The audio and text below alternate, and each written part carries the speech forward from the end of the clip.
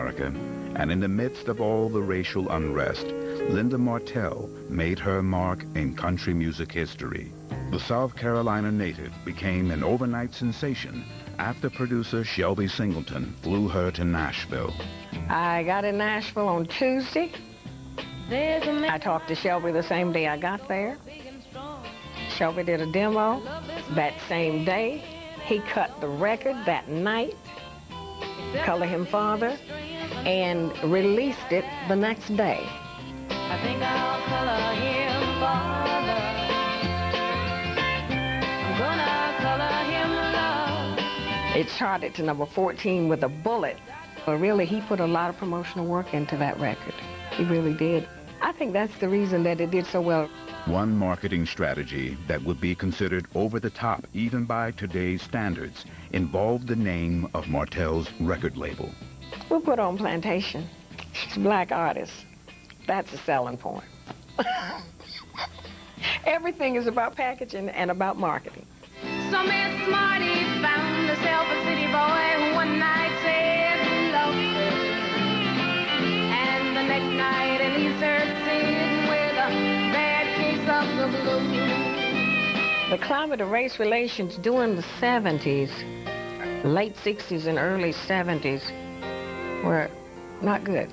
No matter how well your record was doing, you weren't accepted. I traveled to Beaumont, Texas. The club owner, he flatly refused to let me play. So I called the producer, and he says, well, he doesn't have to let her in, but he's still gonna pay her. That night's performance was $1,500. And that wasn't counting the band. That was me. You get through them, but not without some scars. Because you do remember, and you remember years afterward, like I remember now. In 1969, Linda Martell became the first black woman to perform on the Opry. She appeared on the show 12 times. The other artists were wonderful. I can't use another word, and it was just a tremendous feeling. Because you didn't meet any strangers.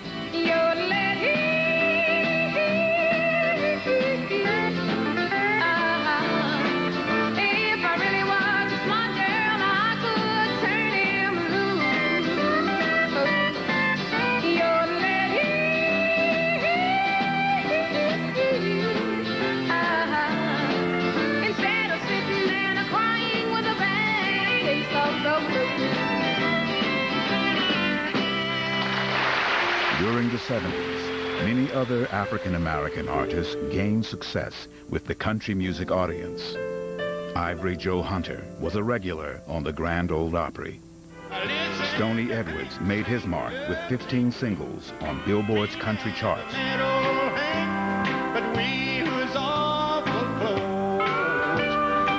Along with O.B. McClinton.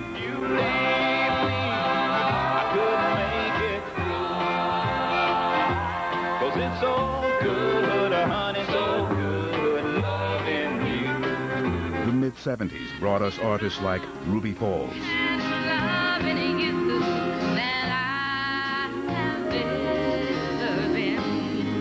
In 1974, the Pointer Sisters won a Grammy for Best Country Vocal Performance by a Duo or Group for the song Fairy Tale. And country performer Big Al Downing recorded 15 Billboard country hits within a 10-year period. And I'll be your fool once more.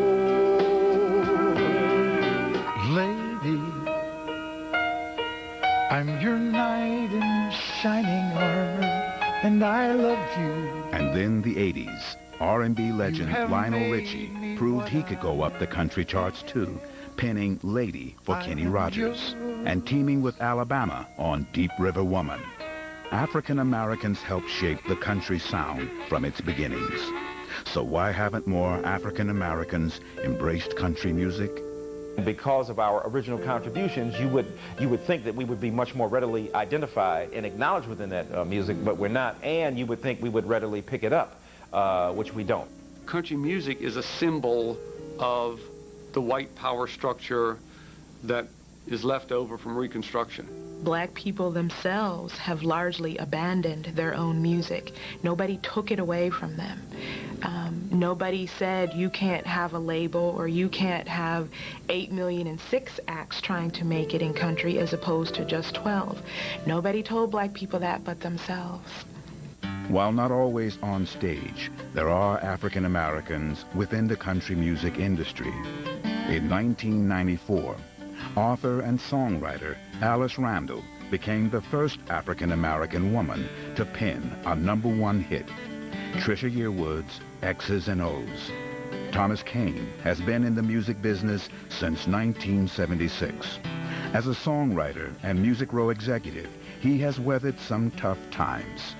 There were times when, you know, you hear the watermelon jokes and you hear the, you know, sometimes on recording sessions, there were times when guys would double up telling racial jokes. But the other part of that equation is that there were 2 or 3 or 4 white guys who were my angels. I tried to separate those personalities from the music. And the music was the saving grace, quite frankly. What about now? Why should we wait? We can chase these dreams down the interstate. Songwriter Anthony Smith has a string of hits.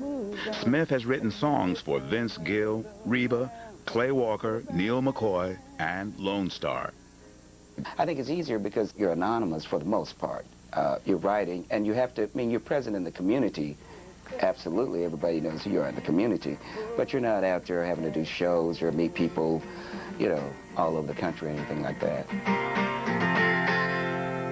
You've got to find somebody to love you, someone who'll be a boy and night and day, someone to share with me what you. Kim Fleming, Vicki Hampton, and Bob Bailey are the most in-demand backup singers in country music.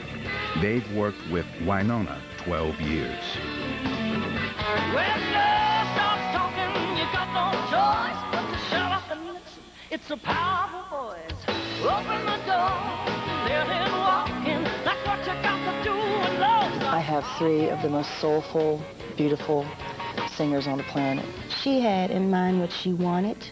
She trusted us, she respected us, and she had to have us, and she always has to have us. That's just who she is. And anybody who can't deal with it needs to get over it. They obviously have a sound that is so soulful.